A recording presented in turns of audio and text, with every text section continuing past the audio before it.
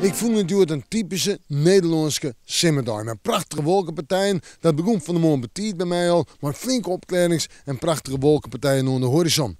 Maar ik wil even weer omkomen op het Rijnwetter van Juster en Justerjoen.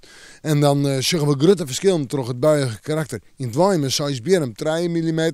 En in Kolm 24, Vledder 26 mm. Nou ja, de komende tijd.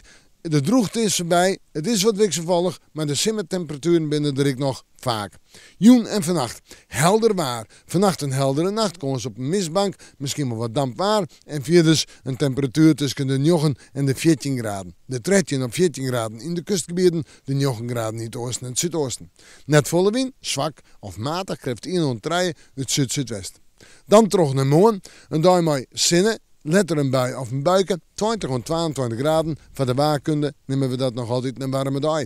En de wind west zuidwest waait en die zal zwak of matig wezen. In het kustgebied misschien wel eventjes vrij krachtig.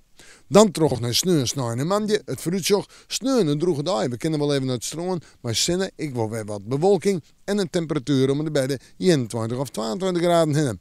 En dan snij, eerst nog droeg, 20, 21 graden. Letter op de dag een paar buien of buikers. In de jongen ik een paar buien, misschien wel met tonger. En mandje, ik een aantal buien, vooral letter op de dag. En hoe daar de wat koelere, de wat legere temperaturen, kan ik beter zeggen, zo'n 19 graden.